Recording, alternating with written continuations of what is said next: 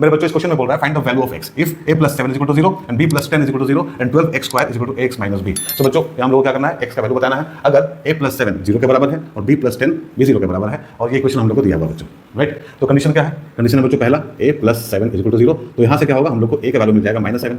And दूसरा condition है बच्चों b + 10 = 0, सो यहाँ से हम लोग को b का वैल्यू मिल जाएगा -10। अब हम लोग को बच्चों क्या करना है, x का वैल्यू बताना है। तो हम लोग क्या करेंगे, उसके लिए a का वैल्यू और b का वैल्यू इस इक्वेशन में सब्स्टिट्यूट करेंगे। तो इक्वेशन हम लोग को दिया है 12x² = ax - b। अब इसमें दोनों बच्चों सब्स्टिट्यूट करो, तो देखो यहाँ क्या हो जाएगा, 12x² = a की जगह पे लिखना है हम लोग को -7, तो यहाँ हो जाएगा -7x एंड माइनस, और b की जगह पे कितना बच्चों -10। तो यहाँ ध्यान देना बच्चों, माइनस तो रहेगा ही और b की जगह पे क्या आएगा, -10 आएगा, राइट। तो हम लोग का क्वेश्चन क्या बन जाएगा, ये बन जाएगा 12x² = -7x + 10, राइट। अब इसको थोड़ा अरेंज करके लिखेंगे तो यहाँ हम लोग को मिलेगा 12x² + 7x - 10 = 0। अब ये क्या है बच्चों, ये क्वाड्रेटिक इक्वेशन हम लोग का x में, अब इसको सॉल्व करके हम लोग x का वैल्यू निकाल सकते हैं। तो बच्चों इसको हम लोग सॉल्व कर सकते हैं क्वाड्रेटिक फॉर्मूला से भी और मिड टर्म स्प्लिट करके भी। तो अगर मिड टर्म स्प्लिट करके इसको सॉल्व करें तो देखो क्या होगा, यहाँ 12 है और यहाँ 10 है, तो कितना हो जाएगा, ये हो जाएगा बच्चों 120।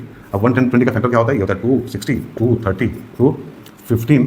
तो देखो यहाँ पे 8 है बच्चों और 15 है, तो 15 से 8 आता तो कितना बचता है, 7 बचता है, ठीक है।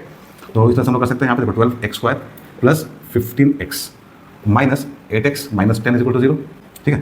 अब यहाँ पे क्या करो, यहाँ कर लेते हैं बच्चों, ठीक है। यहाँ देखो 12x² + 15x है, तो यहाँ पे हम लोग को कॉमन लेना होगा 3x, ठीक है। 3x कॉमन लेंगे तो यहाँ कितना हो जाएगा 4x और यहाँ पे हो जाएगा बच्चों +5, ठीक है। वैसे ही यहाँ पे हम लोग कॉमन लेंगे बच्चों कितना, 2 कॉमन लेंगे तो यहाँ हो जाएगा 4x + 5 = 0। तो हम लोग को मिलेगा 3x - 2 × 4x + 5 = 0। सो ये भी 0 हो जाएगा और ये भी 0 हो जाएगा। सो 3x - 2 = 0 और 4x + 5 = 0। तो यहाँ से x का वैल्यू हम लोग को मिलेगा 2/3 बच्चों, यहाँ से x का वैल्यू हम लोग को मिलेगा -5/4। तो दो वैल्यू हम लोग को मिला x का यहाँ पे 2/3 और -5/4, ठीक है बच्चों। इंपॉर्टेंट क्वेश्चन था, उम्मीद है आपको समझ में आ गया होगा। ऐसा है तो लाइक एंड शेयर कर देना। Thank you very much.